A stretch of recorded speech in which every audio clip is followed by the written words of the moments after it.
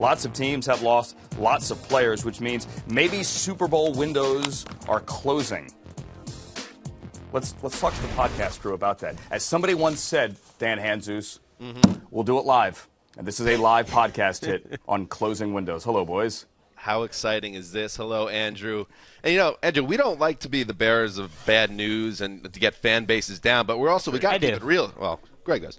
We have to keep it real here. The windows have closed potentially on some teams that had real Super Bowl shots. And let's start, Wes, with those Cincinnati Bengals. They've had some losses. Is the window closed? It is. And, right before that devastating playoff loss to the Steelers a couple of years ago, John Harbaugh said the Bengals had the most talented roster in the NFL. They have gone from one of the best offensive lines to an ugly core group there on the offensive line. The backfield, the wide receiver core, no longer deep.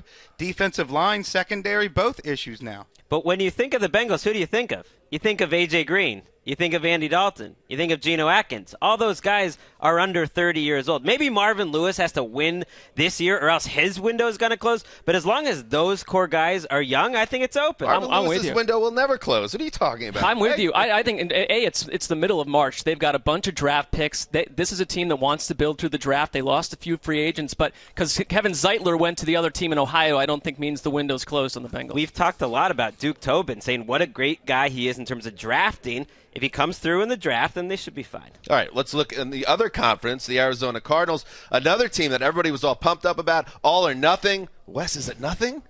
It is. It's nothing. They had a Super Bowl window, and I'm sorry, but it's passed them by. You lose defensive stars in Tony Jefferson and Calais Campbell, but it's way beyond that. Carson Palmer and Larry Fitzgerald have declined. Fitzgerald has one 100-yard game in the last 23 games. Carson Palmer was an issue for most of last season. Tyrann Mathieu, Defensive Player of the Year candidate 2 years ago, no longer even an above-average starter last year. Half the division doesn't have a quarterback answer. I don't think that I can count the Cardinals out right now. And we talked about Carson Palmer played well the last half of the season, that it would help if he comes back. This is a team that I feel like it's a little bit personal with Wes. I mean, he fell. He was all in with the Cardinals. Now that they struggled, now he's out. How about this? Read Wes's piece on NFL.com.